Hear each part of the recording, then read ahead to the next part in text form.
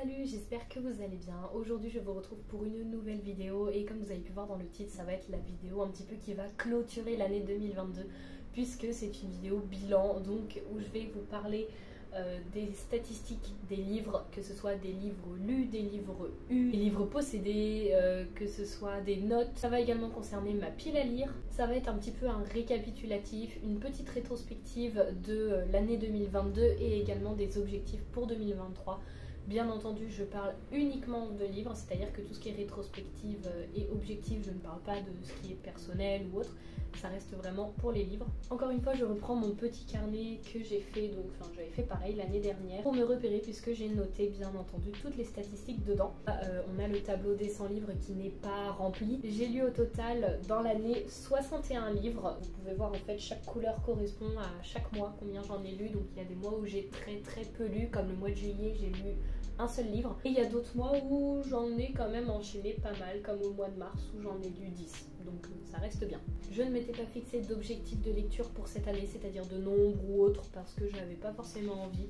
Je voulais pas me mettre la pression ni rien. Maintenant pour parler un petit peu plus statistiques, chiffres plus en détail, j'ai donc lu au total, donc comme je vous ai dit, 61 livres, ce qui représente 18 441 pages. Et parmi ces 61 livres, j'ai lu 44 romans, 13 mangas et 4 BD. Donc on voit quand même que les mangas restent prioritaires sur les BD. Tout dépend, c'est vrai que là j'en ai vraiment pas lu beaucoup, mais sinon mon genre quand même que je préfère lire, enfin le format plutôt, ça reste quand même les romans parce que je trouve que on s'imagine nous-mêmes l'univers, on rentre beaucoup plus, on a plus le temps de rentrer dans l'histoire. Et voilà, enfin moi j'adore les romans, donc heureusement d'ailleurs, parce que sinon ça voudrait dire que je me force. Mais non, dans tous les cas, on voit quand même qu'il y a une différence entre roman, BD et manga. Maintenant, en ce qui concerne les différents genres littéraires, alors on peut voir que les genres qui arrivent en première position, j'ai lu autant de fantasy fantastique que de livres contemporains. C'est-à-dire que j'ai lu 10 romans fantasy fantastique et 10 pour les contemporains. Après j'avais mis BD graphique et manga, mais là c'est 3 et 13, donc d'ailleurs pourquoi 3 alors que dans les BD j'en ai mis 4? Je ne sais pas, peut-être qu'il y en a une que j'ai mis dans historique témoignage ou un truc comme ça. Ensuite le genre qui revient le plus, et là ça m'étonne vraiment parce que c'est pas du tout un genre que j'apprécie forcément lire, mais enfin que j'apprécie pas forcément lire, que on va dire c'est pas un genre vers lequel je vais me précipiter.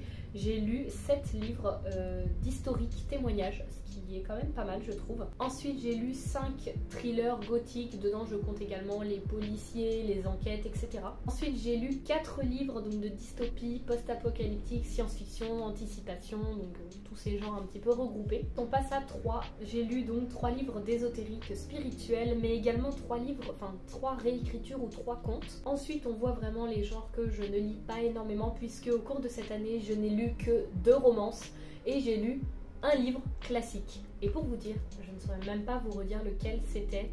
Ah si, c'était Lettres sur le bonheur de Épicure. Et en plus c'était une nouvelle qui devait faire une trentaine de pages, je ne m'avancerai pas trop. Mais vous voyez, donc le seul classique que j'ai lu, c'était pas forcément un gros roman. Pour continuer avec les chiffres, durant cette année j'ai eu 8 coups de cœur au niveau des livres, donc je vous les ai tous présentés dans ma vidéo. Alors je crois que dans ma vidéo je vous en ai présenté 11. Je ne sais pas si c'est également je ne sais pas si c'est exactement le même nombre que dans ma vidéo où je vous présente mes coups de cœur, et dans mon post j'ai un petit doute s'il y en a un ou deux en plus ou autre, mais dans tous les cas c'est en fait ceux que j'ai notés qui à l'instant T m'ont vraiment percuté, où j'ai dit ouais eux c'est des coups de cœur. Mais peut-être, là j'ai un trou de mémoire, peut-être que j'en ai rajouté qui au final sur le long terme je me suis dit eux ils me sont quand même restés en mémoire, donc j'ai envie de les placer dans mes coups de cœur parce que c'est quand même des lectures qui m'ont marqué tout au long de l'année sans être des coups de cœur forcément au moment où j'ai terminé le livre. Dans l'année j'ai donc reçu et lu 12 services presse, donc rapidement pour ceux qui se poseraient la question, les services presse ce sont les livres qu'on nous envoie pour qu'on puisse les lire et les chroniquer, que ça vienne des maisons d'édition ou des auteurs indépendants. Donc moi il y a eu quand même 1 ou 2 livres seulement d'une maison d'édition cette année, j'en ai refusé quelques-uns, mais sinon la plupart c'est des auteurs auto-édités et je suis super contente justement d'être en contact avec des auteurs auto-édités et voilà de pouvoir lire leurs livres parce que en a quand même 2 qui font partie de mes coups de cœur cette année. Concernant justement les auto-édités, j'en ai lu 11 cette année. Je trouve que c'est quand même vraiment pas mal. Je ne sais plus combien est-ce que j'en ai lu l'année dernière, mais je trouve que 11, ça en représente quasiment un par mois. Et donc pour des auteurs indépendants, franchement je suis contente de moi d'en avoir découvert, d'avoir pu en découvrir autant. Maintenant concernant les notes que j'ai pu donner, puisque je note tout le temps mes livres de 1 à 5, donc 1 sur 5, 2 sur 5, 3 sur 5, 4 sur 5 et 5 sur 5, sachant que 1 est la moins bonne note et 5 sur 5, vous vous doutez bien, c'est la meilleure note. Il y en a un seul qui est à la note de 1 sur 5 et il me semble que c'est Nil, justement parce que c'est mon seul abandon de l'année. Donc j'ai dû le mettre à cette note là. Ensuite en livre à 2 sur 5, il y en a quand même 6, ce qui est quand même un chiffre pas mal je trouve pour des livres 2 sur 5, c'est-à-dire que ça n'a pas été des abandons mais ça a été des lectures où je me suis dit bof, honnêtement bof à la fin du livre. Ensuite 3 sur 5, c'est que ça a été une bonne lecture que j'ai appréciée mais qui ne fait pas partie non plus des livres qui vont se démarquer, ou alors où je me suis dit oui j'ai bien aimé mais je vais pas forcément le relire. Vous voyez, juste ces bonnes lectures ou qui m'ont fait passer un bon moment. Et là il y en a quand même 26 dedans, c'est la catégorie, enfin c'est la note qui revient le plus. Pour la note de 4 sur 5 là, c'est que vraiment ça a été des super lectures, j'en ai quand même noté 20 à 4 sur 5, donc je suis très contente, ça montre quand même que j'arrive à bien cibler mes goûts. Et des livres à 5 sur 5, il y en a 7, et donc oui, c'est pas le même nombre que mes coups de cœur, mais comme je vous ai dit, sur le moment, c'était peut-être pas un coup de cœur, mais qui finalement, en y revenant, je me suis dit oui, lui, il m'a marqué, et je veux qu'il fasse partie de mes coups de cœur. Maintenant, en ce qui concerne ma pile à lire, mon but est bien entendu de la diminuer. Je vous en parle dans mon vlog de Noël, n'hésitez pas surtout à aller le voir, puisque je vous parle un petit peu de ma nouvelle organisation pour ma pile à lire et pour choisir mes livres. J'ai donc noté, j'ai 114 livres dans ma pile à lire. Vu que je regarderai cette vidéo bilan l'année prochaine pour faire un petit comparatif, j'espère quand même au moins avoir diminué. Parce que si je suis à 114, vraiment c'est que ça va pas. Si je suis déjà à 100 livres, c'est que ça ne va pas. Je dois vraiment diminuer ma pile à lire parce que là, en même temps, j'ai quelqu'un de ma famille qui m'en a donné une centaine dans l'été. J'en ai gardé que la moitié, mais ça représente quand même 50 livres. Mais mon but étant vraiment de diminuer cette pile à lire, et donc j'ai décidé, enfin c'est pas moi qui l'ai décidé, on m'a dit ce sera bien que tu fasses ça, que pour 3 livres lus je peux m'acheter un livre, ce qui réduirait quand même drastiquement la pile à lire, et je me suis dit que oui, ça peut être un bon moyen pour le faire. Et donc dans cette pile à lire, je vais vous dire un petit peu chaque genre qui est représenté, mais là pareil j'ai fait un peu en tout condensé, c'est-à-dire que j'ai tout mis ensemble pour ce qui est fantastique, fantasy, dystopie, post-apocalyptique, science-fiction, enfin vous voyez tout ce qui est de l'univers de l'imagination un petit peu, enfin de l'imaginaire. Et j'en ai 26. Ensuite pour tout ce qui est contemporain et romance, j'en ai 19. J'ai ensuite 16 BD et manga, j'ai mis les deux ensemble. Classique, j'en ai 13. Ensuite tout ce qui est thriller, gothique, policier, enquête, tout ça, j'en ai 12. Et pour terminer avec tout ce qui est historique, témoignage, ésotérique, spirituel, j'ai 18 livres dans ma pile à lire. Je vous conseille vraiment d'aller voir mon vlog où je vous parle de l'organisation, parce que j'ai fait ça avec des petits papiers de couleur pour piocher, pour essayer de sortir des livres que ça fait un petit moment qu'ils sont dans ma pile à lire et que je ne sors pas. Donc vraiment je vous dis, allez voir si ça peut vous intéresser. Maintenant on va passer à la rétrospective de l'année 2022. Alors pour commencer, qu'est-ce que je peux vous dire? Déjà je vais vous parler de mon bilan pour mes 8 livres à lire que je m'étais fixé en 2022. Il se trouve que sur ces 8 livres, j'en ai lu 2, et que les 2, il y a eu une déception, une moyenne lecture et un abandon. Donc je me dis, bon, ok, il s'agit du livre, c'était Les âmes croisées, je crois, de Pierre Bottero, et Nil de Lynn Matson. Donc il y a eu un abandon et puis une lecture où j'étais un peu perplexe. Il fallait que je fasse un petit bilan de l'année, ça a été une année très riche pour moi, autant personnel, professionnel que dans les livres, puisque j'ai, on va dire, expérimenté plein de nouvelles choses. J'ai beaucoup moins lu, puisque l'année dernière j'ai quand même lu 106 livres et l'année d'avant j'en ai lu 120. Là on est quand même à 61, donc il y a quand même une différence de quasiment 50 livres, ce qui est quand même énorme. Mais en fait, c'est pas que je m'en fiche, mais je me mets pas de pression par rapport à ça. L'année prochaine j'en lis 20, bah c'est pas grave. Si j'en lis 100, bah c'est bien. Mais vraiment, en fait, moi je retiens vraiment que j'ai lu moins, mais j'ai beaucoup plus profité à côté. J'ai fait de très belles rencontres sans m'éparpiller sur le sujet. Au départ, la lecture, ça a été un moyen pour moi un petit peu de me recentrer sur moi-même et de me retrouver pour ensuite me rouvrir à l'extérieur, parce qu'il y a eu des choses difficiles qui se sont passées. Et là, quand je vois tout ce qui s'est passé cette année, en fait, je me dis que c'est pas forcément que j'ai de la chance, mais je suis contente. Je suis contente et très reconnaissante de tout ce qui a pu se passer.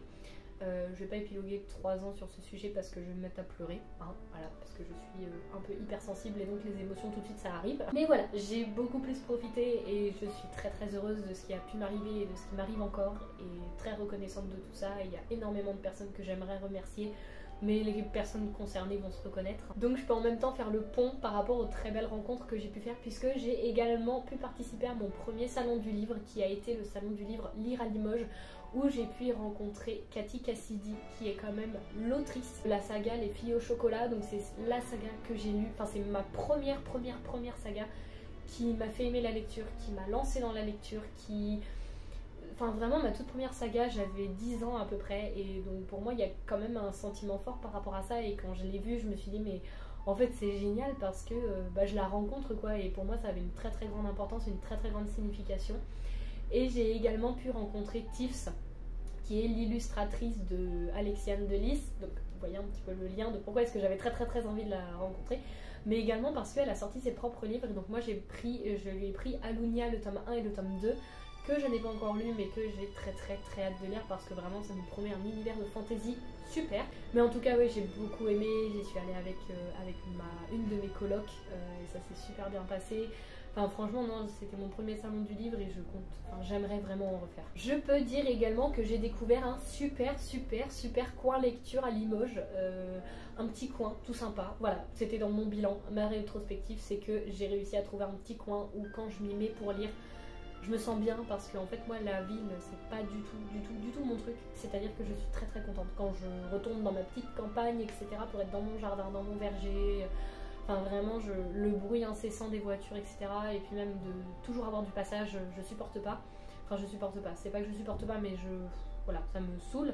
Et donc là le fait d'avoir trouvé un petit coin qui est très calme, certes il y a un petit peu de passage mais quand même enfin on est bien, je suis très très contente de ça. Et surtout je pense que dans cette rétrospective je ne pouvais pas ne pas le mettre, j'ai quand même réussi à publier mon livre et faut que je respire un bon coup, je ne veux pas pleurer. Je suis très contente parce qu'en fait quand j'ai commencé à l'écrire, c'est-à-dire il y a 4-5 ans maintenant, ouais il y a 5 ans, en fait je me suis dit dans tous les cas jamais personne ne le lira, j'ai failli le jeter, j'ai failli le mettre au feu. J'ai eu des professeurs à moi qui m'ont dit ne te lance jamais dans la lecture, dans l'écriture, c'est pas ton truc. C'est pas, non, franchement la qualité est vraiment pas ouf de ce que tu fais. J'ai une de mes profs de sport aussi, pas au collège mais hors, qui m'a dit en fait moi je te conseille juste de le mettre à la poubelle parce que ça ne vaut rien. Et quand on entend ça et que ce sont les premiers retours qu'on a, c'est très dur. Et en fait ouais j'ai failli tout abandonner, tout jeter. Mais je me suis dit non, fais-le pas parce qu'au moins garde-le pour toi, même si c'est nul, garde-le pour toi. Et jusqu'au jour où je suis tombée, là je dois quand même le dire, sur ma prof de français de seconde, qui a été ma première réelle lectrice pour moi parce qu'elle m'a conseillé et elle m'a dit il y a quelque chose à en faire. Elle m'a aidé à le corriger, elle m'a aidé à tout faire et tout. Enfin, je vous en parle mieux dans ma vidéo, mon livre de l'écriture à la publication, je crois que c'est comme ça, je vous mettrai la vidéo. Mais vraiment cette prof, je crois que c'est grâce à elle en fait que j'ai réussi à me lancer parce que je me suis dit c'est une prof, même ça aurait été un prof ou une prof d'autre chose, c'était pareil, mais c'était dans le milieu professionnel, une personne qui connaissait un petit peu tout ce qui était lettres et qui m'a dit lance-toi parce qu'il y a quelque chose à faire de ça et crois en toi. Et ça a été la première personne à me le dire hors ma famille. Et en fait après ça s'est succédé où j'ai trouvé des gens pour m'aider. Et du coup ouais, en fait ça a été un départ assez compliqué. Et je me suis dit bon je vais essayer de tenter de l'envoyer à des maisons d'édition, mais ça va rien donner. Je l'ai envoyé à 2 maisons d'édition et les 2 maisons d'édition m'ont accepté. Et je me suis dit mais en fait c'est génial quoi. Donc franchement je peux aussi dire que ça fait partie de mes réussites de cette année et j'en suis fière de ça. Et c'est pas souvent que je dis que je suis fière de moi pour quelque chose, donc là je tiens à le souligner quand même. Et je pense que les personnes qui me connaissent, qui vont regarder cette vidéo vont être fières de moi que je dise ça. Parce que c'est vrai que j'ai souvent tendance un peu à me dévaloriser, mais bon, bref. Et j'ai également pu faire ma première séance dédicace, donc pareil, trop contente, trop bien de parler avec des personnes qu'on ne connaît pas sur des sujets qu'on aime, sur son propre livre ou même sur la lecture en général. Ça a été très très riche et moi je demande qu'à recommencer. Donc pour le moment je me concentre un petit peu sur ma formation et tout parce que j'ai tellement de trucs à faire. J'essaye de rattraper mes vidéos YouTube, mes posts Instagram, de me mettre tout à jour pour bien commencer l'année 2023. Donc je me dis les séances dédicaces, on verra après. Parce que là je suis un peu partout en même temps. Mais en tout cas, ouais, c'est vraiment à refaire et je ne m'arrêterai pas là. Peut-être dans l'écriture également, je ne m'arrêterai pas là. Je ne peux rien vous promettre pour le moment, mais en tout cas, peut-être. En tout cas, j'ai des projets qui peuvent coupler ma formation et la passion de la lecture et de l'écriture. Mais je vous en parle pas parce que ça c'est encore à l'état d'embryon dans ma tête, enfin plus ou moins. Donc si un jour ça se fait, je vous remettrai ce passage de vidéo en vous disant j'ai réussi. Peut-être pas, mais je sais pas. Comme on dit, il faut y croire et j'ai envie de positiver dans cette vidéo et j'ai envie de positiver en général. Donc voilà, c'est cadeau. Et maintenant qu'on avait une petite rétrospective, ma foi, plutôt positive. Parce que oui, j'ai moins lu, mais j'ai envie de me concentrer sur le positif. Parce que il y a suffisamment de choses négatives dans la vie en général que voilà, il n'y a pas besoin de ça en plus. Et donc là, je vais vous parler de mes objectifs 2023. Je tiens tout d'abord à dire, pas d'objectif de lecture. C'est-à-dire si je ne tiens pas les challenges, si je n'arrive pas à avoir un bon rythme, si je n'arrive pas à lire un roman pendant tout un mois, si j'ai une panne de lecture, c'est pas grave, c'est pas grave. La lecture, je crois c'est mon plus gros objectif. Je veux que ça reste une passion et ne enfin aucune pression dessus. Donc pour moi c'est super important. C'est-à-dire que je veux continuer de lire pour le plaisir et pour vous partager après, mais surtout moi, pour ce que ça m'apporte et parce que j'ai envie en fait de lire. Sinon un autre de mes plus gros objectifs c'est de profiter. Autant dans la lecture, dans ma formation, dans mes études, parce que oui ce que je fais, je vous en ai pas parlé encore, mais ma formation me passionne, ce que je fais ça me passionne. J'ai déjà envie de commencer à travailler alors que non, je veux commencer une autre formation en même temps à côté. Mais j'ai tellement envie de commencer à travailler, tellement ça me plaît, enfin voilà, je sais pas trop si ça peut vous intéresser ou pas de vous dire ce que je fais, mais dans tous les cas, moi ça me passionne réellement, j'adore ce que je fais et je vois le sens qu'il y a derrière et l'utilité et je pense que c'est quand même le plus important. Et sinon, profiter également dans ma vie personnelle, beaucoup plus des nouvelles choses qui me sont arrivées, prendre le temps profiter du temps présent et de pas me dire dans 3 jours c'est fini, ou alors dans 3 jours les vacances sont finies. Enfin, vous voyez un petit peu des trucs de se projeter en disant il nous reste plus que ça ou machin. Donc juste j'ai envie de profiter et de me focaliser sur l'instant présent beaucoup plus que ce que j'ai pu faire avant, parce que je me rends compte de plus en plus que le temps est très précieux et que j'ai pas forcément pu profiter à certains moments, donc j'ai vraiment envie de le faire et voilà. Sinon, donc ni personnellement ni dans la lecture, j'aimerais juste passer mon diplôme et l'avoir. Enfin, le passer c'est bien, mais l'avoir c'est encore mieux. Et donc réussir à entrer dans ma nouvelle formation. Voilà, je voulais juste vous le dire, comme ça quand je regarderai ma petite vidéo bilan, j'aurai peut-être la satisfaction ou pas de me dire que j'ai réussi, mais enfin je l'espère quand même, je vais tout faire pour y arriver. Donc un objectif sinon que je vous ai déjà parlé, c'est faire baisser ma pile à lire. Ça vraiment c'est un objectif que je veux tenir, parce que sinon je me dis déjà les bibliothèques, il n'y aura plus de place, mais je peux pas lire non plus. Là j'en ai 114 dans ma pile à lire, je ne lirai certainement pas, je pense, 114 dans l'année, donc il va falloir que je me freine un petit peu. Un autre objectif, comme je vous l'ai dit également, donc je vais pas épiloguer plus longtemps, c'est faire d'autres séances dédicaces de mon livre. Et un petit objectif pour terminer que j'avais envie de vous parler, c'était juste moi qui avais envie de me donner ça, c'était aller me promener. On va dire que ça rentre un petit peu dans le profiter, dans l'objectif profiter, mais aller me promener et réussir à dégoter, à trouver de nouveaux petits coins à lecture, parce que c'est vrai que j'ai tendance à pas réussir à sortir toute seule, à pas oser en fait y aller, et j'ai juste envie de me promener et de trouver des petits coins lecture pour me poser, pour être bien, surtout pendant l'été ou quand il commence qu'il fait beau, etc. Donc pour moi c'est vraiment aussi un objectif que j'aimerais au moins trouver un coin lecture, ce serait sympa. Donc voilà pour mon bilan de cette année, je pense que j'ai à peu près fait le tour, et il y a eu des petites... on va dire ma ligne d'émotion est quand même montée à certains pics, à certains moments de cette vidéo, vous l'aurez vu je pense, mais comme je vous dis à chaque fois ici, je veux pas vous montrer le privé parce que ça me regarde, ça ne me regarde pas, si justement. Mais dans le sens où là voilà, j'ai été un petit peu émotive, et c'est pas grave, ça vous montre vraiment que quand je vous parle c'est honnête, au moins, que je pense être au maximum authentique et en accord avec ce que je dis. Pour moi c'est très important, comme dans mes avis lecture, comme je vous le dis tout le temps. Le point principal c'est d'être honnête, mais sans être méchante ni rien, bien entendu. En tout cas voilà, j'espère que cette vidéo vous aura plu, que vous aurez passé un bon moment. J'espère que ça vous aura plu, ces petites statistiques, points, ce que j'aimerais faire, etc. N'hésitez pas à me dire si vous avez comptez vos livres, si vous avez des objectifs, si vous vous êtes fixé des choses à atteindre ou pas forcément. Est-ce que vous avez réussi, qu'est-ce que vous avez réussi à atteindre, qu'est-ce que vous n'avez pas réussi, pourquoi. Enfin, n'hésitez pas à me dire tout ce que vous voulez. J'ai fait un post Instagram si vous voulez aller voir également sur ce sujet. En tout cas voilà, j'espère que cette vidéo vous aura plu, que vous aurez passé un bon moment. Et puis moi je vous dis à la semaine prochaine pour la nouvelle vidéo. Salut!